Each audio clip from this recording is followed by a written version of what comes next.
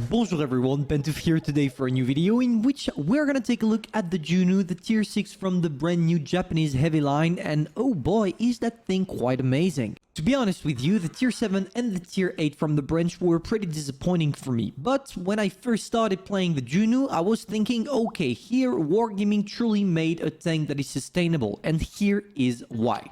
First of all, when we take a look at the gun, you literally have no downsides, because the gun dispersion, even if it's 0.31, and for the other tanks of the branch, I said that it was a little bit too high, here at tier 6, it's just the norm. Maybe that the aim time is a little bit higher than expected, but it's the case on every single Japanese tank, so we are not gonna bother. And the DPM, guys, 1.9k. It's just something the Japanese tanks are packing. DPM 6.8 seconds of reload for a total of 220 alpha damage per shot, which is a reliable gun, especially at that tier. The average penetration is just great, specifically with your gold shell sitting at 195 millimeters.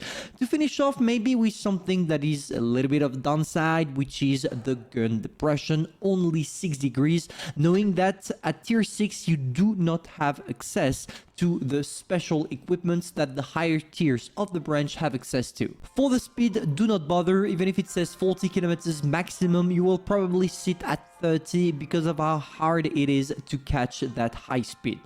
And well, that's it, because for the whole turn rate, it's a good one. For the turret turn rate, something we didn't take a look at, it's an average one. So in definitive, we are packing a tank that has a good armor that we're gonna see after. Also a good gun, plus a regular mobility for a heavy. So definitely something you want to play again and again and again in the near future, just to have fun. When you take a look at the armor profile, if you are fighting tier 6, you will see that, well, you are packing. Just take a look at the upper part of this little area here. 360 millimeters of effective armor. On top of that, 162 millimeters at the front plate here, which means that most tier 6 and pretty much every single tier 5 will not be able to penetrate you unless they switch to gold shell. Finally, we have all this area right there that is impenetrable to most things you are going to encounter as long as they don't use gold shell. To finish off with this part that is even more angled than the one we see right there, because here you have 185 millimeters of effective armor and here 203. For the cupola, which is obviously a weak spot, but not necessarily the biggest one, because you still have 160 millimeters of armor, which is the equal to the one we have right there. So in definitive, yeah, you get yourself something that can truly do the job. You can also try to use your 6 degrees of gun depression, but to be honest, it's just gonna add a couple of like 5-6 millimeters to your effective armor, and that's it. But to be fair, it could be enough for you to do the job in many situations. Now, something you want to try also with this tank, side scraping. As long as you don't show this part right there, you should be able to do a lot, because yeah, your effective armor is 260. For the rest of the tank, we are talking about pretty much the same on every single tank in this game. You are going to get penetrated, which is kind of logical. But statistic and practice are two different things, so let's see how this thing reacts in battle. This first replay we're gonna take a look at will truly show you the power of that tank, and especially its DPM when nobody cares about you, because this is exactly what is going to happen. I'm gonna go straight in, I'm gonna be first line, but yet nobody will bother me. Maybe because of my armor, maybe because they feel more comfortable shooting at other tanks that have been in the game for years. I truly don't have a clue, but it's quite spectacular. So there we go. Thanks to our great accuracy, we managed to get it straight into the Mitsu. And yeah, we're playing aggressively. We had the possibility of rolling over the hill to be able to sneak 1 or 2 shells on our opponents. And now things are gonna get a little bit spicy. There is a Juno, and I'm thinking to myself, okay, if I switch to a PCR with 195 millimeters of armor, of penetration, sorry, you should not struggle penetrating your brother, the Juno. And this is exactly what we are going to do. And unfortunately for him, or luckily for me, he's not gonna bother. You switch to adrenaline. Quick reminder, you have 6.8 seconds with your regular shell and 5.7 seconds of reload when you are using adrenaline. And trust me, it does the job, because we are literally tearing apart that poor Juno.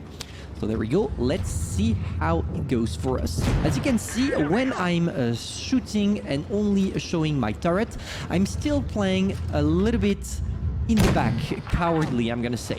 Not because I'm a coward, but rather because people can effectively still penetrate your turret if they use gold shell. And in order to prevent that, I would rather try to snapshot things knowing that I have 0.31 of gun dispersion, rather than going in or trying anything stupid. Switching to HE now, bang, 248 on that poor Nashorn, and as you can see still, it's been 2 minutes that we are in the main battle and nobody is caring about us. I mean, this is the perfect playstyle, I'm gonna say, or maybe the perfect game. It's more logical to say it that way, because when nobody is taking a look at you knowing that you have one of the best DPM at tier 6, of course you're gonna end up with many damage done, plus some cool rewards. And yeah, I skipped all that because I was trying to rush on that VK, but I died. He died before. So there we go, we get the victory, we get 2.7k damage, and as you can see, when you are not focused by your opponents and only using your gun, it's truly a reliable one, especially at short range. Now let's take a look at a game in which I'm not necessarily at my advantage, because in this one, you're gonna see that the gun depression can be sometimes a real struggle. Plus the fact that even if on paper it seems like you have a really good armor, when you encounter the wrong tank, all that armor disappears, which means that you truly need to know what you're doing, to know who to fight, when to fight, who to push, when to push. So let's not bother and let's see how it goes for us. As you can see at the beginning of the game, I decided to go on the left side of the map, because this is traditionally where the battle is fought. But it seems like the enemies decided otherwise. Not a problem after all, if they are splitted like this Panzer 4G seems to tell us.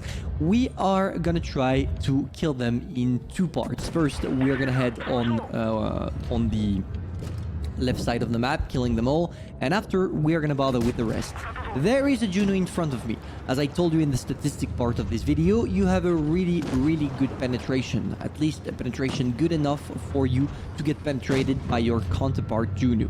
So that being said, we need to be careful.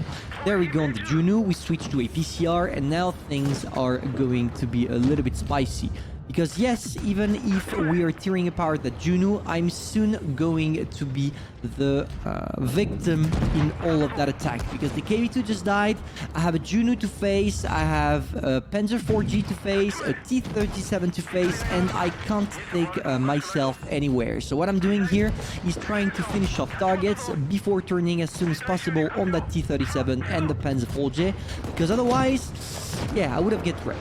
But you saw something quite interesting here. The frontal armor, if you wiggle just a little bit, or even if you're facing someone that is not using gold shell, is quite effective, because we got 2 bounces out of the Panzer 4J and the Juno. But of course, and like it's the case with every single tank, you don't have any space armor on the side, which means that if people shoot at you on the side, they will penetrate and therefore do damage. So keep that in mind when you are pushing with that tank. Make sure to take a look at your surroundings and see if yes or no it's viable for you to push. Now that being said, let's talk a little bit about the playstyle overall of the tank. What seems to work with this one? Luckily for you, it's quite a versatile one, which means that you can both hold down or a side scrape. But when it comes to the side scrape, there is still something to take into consideration. If you side scrape with this tank, make sure that the enemies don't see this part at all, because if they do, your side scrape is going to be totally useless, and this is exactly what you're about to experiment. I don't know why I side scraped this way. It was kind of a stupid way to side scrape, because in definitive I got penetrated twice by that Fury, and now I have to deal with it, and I lost a couple of hit points. Of course, it's not the end of the battle. After all, if I play carefully, I'm still quite a deadly tank because of my DPM. But it kind of pissed me off to tell myself, yeah, Pantoufleee, here you really failed to do what you were supposed to do, which is just regular side scrape. I mean, there is nothing hard about that. It's not a nightmare to do. It's not hard to do. But yeah, you know, sometimes you play badly and it happens to the best of us, to all of us actually. So let's see what we can do with this ARL. I'm low life, and this is an advice I'm gonna give you with every single low life tank you have. You do not go into the battle. You wait for your allies to spot for you. You stay in the back, and as soon as you have some clear shots on the target from a long distance, you sneak your shell, exactly like I'm doing right now. Because what's the point of pushing through if the guy knows a little bit what he's doing? He's just gonna focus me, and it's going to be over. No, I would rather stay here. I got spotted, but it seems like he decided to go on the Yak Panzer. He died before he made the shot, which resulted in us getting 3 kills, 2.7k damage again. And well, judging by what you saw and judging by what I played, I think that this tank is a pretty reliable one.